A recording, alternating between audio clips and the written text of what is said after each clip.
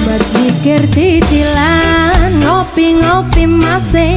Assalamualaikum warahmatullahi wabarakatuh. Kembali saya Ika Wulandari menjumpai Anda hari ini dalam segmen Breaking News atau Sekilas Info. Kasus terbaru yang terjadi saat ini yang melibatkan warga negara Indonesia adalah mengenai IC palsu. Berita ini saya dapatkan dari website resmi milik Jabatan Pendaftaran Negara atau JPN dengan judul 29 warga negara Indonesia memiliki IC palsu dihukum. Jabatan Pendaftaran Negara menahan seramai 29 warga negara Indonesia karena didapati memiliki dan menggunakan kad pengenalan atau IC yang palsu dalam sebuah operasi khas, yaitu operasi pintas di kawasan perindustrian Pucong, Selangor beberapa hari yang lalu. Ketua Pengarah JPN yaitu Datuk Ruslin Junsuh berkata, tangkapan itu dilakukan karena adanya aduan dari masyarakat dan hasil risikan dari JPN selama 10 hari sebelum operasi dilakukan. Masyarakat sekitar mengadu dan memberikan informasi kepada JPN bahwa terdapat ramai warga Indonesia yang bekerja di kawasan perindustrian Pucong yang menggunakan kad pengenalan palsu. Operasi ini dilakukan oleh seramai 17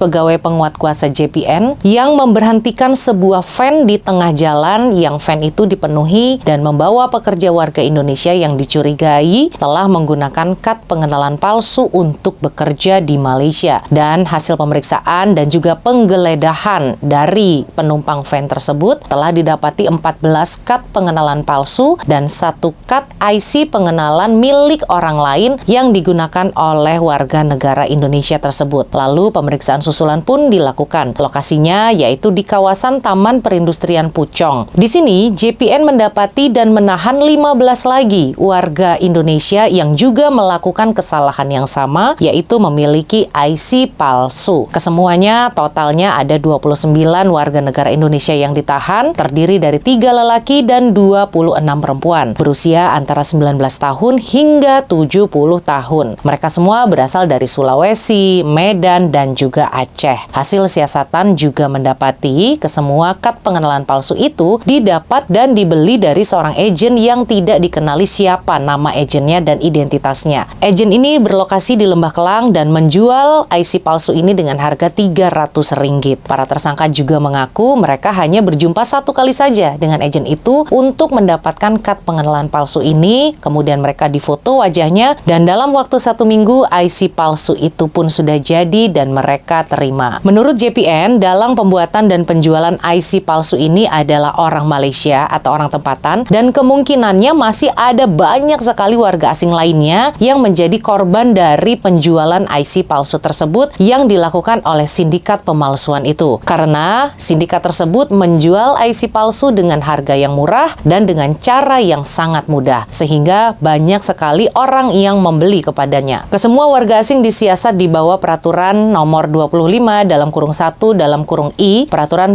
Pendaftaran Negara tahun 1990 karena disyaki menggunakan kad pengenalan palsu dan kad pengenalan milik orang lain sebagai pengenalan dirinya, dan mereka yang ditangkap ini saat ini telah ditahan di penjara Jinjang, Kuala Lumpur. Mahkamah memerintahkan mereka dipenjara bermula pada tanggal ketika mereka ditangkap, yaitu tanggal 27 Februari 2023 yang lalu. Kemudian ada 2 tertuduh, yaitu bernama Kasmira Pirman berusia 26 tahun, dia didenda Rp3.000 dan dipenjara selama 3 bulan. Sementara seorang wanita bernama Suryati Abu Tahir berusia 70 tahun dikenai denda Rp2.000 dan 2 bulan kurungan penjara. Kesemua tersangka telah dikenakan hukuman setelah menjalani proses persidangan di Mahkamah Magistrate. Dalam vonis yang dibacakan di ruang sidang, mereka ini semuanya merupakan pekerja kilang yang telah didakwa tanpa kuasa yang sah, memiliki kad pengenalan palsu sebagai pengenalan diri di Taman Perindustrian Pucong Section 6 pada jam 10.30 pagi dan ditangkap pada tanggal 27 Februari yang lalu. Lalu, Jaksa Penuntut Umum Jabatan Pendaftaran Negara mendakwa isu memiliki kad pengenalan orang lain ini merupakan kasus yang serius. Selain memberikan implikasi yang berakibat buruk kepada pemilik sebenar, lalu ada seorang terdakwa bernama Ibu Ani yang merayu agar dikenakan hukuman ringan karena perlu menanggung 7 orang anak. Ya Allah, ini kasihan banget banget ya, demi menghidupi 7 orang anak, si Ibu Ani ini sampai nekat pakai IC palsu untuk kerja di Malaysia. Lalu kemudian JPN pun mendapatkan info bahwa kasus itu melibatkan sebuah sindikat pemalsuan dokumen karena ada dari tersangka yang tertangkap itu menggunakan alamatnya di negeri Sabah. Kad pengenalan palsu yang dimiliki oleh para tersangka ini memiliki kualitas yang buruk, yang terlalu jauh berbeda dari kad pengenalan yang asli. Kemudian tidak ada ciri-ciri keselamatan, tidak memiliki hologram, terus materialnya berbahan plastik yang tipis dengan kualitas foto atau gambar wajah yang tercetak di IC palsu itu terlihat buram. Ya iyalah, namanya juga barang palsu ya, pasti jelek hasil editannya. Ini mungkin printingannya juga murahan ya. Lalu berdasarkan statistik dari JPN, tangkapan dan pendakwaan case penggunaan kad pengenalan palsu ini telah menunjukkan peningkatan sejak tahun 2019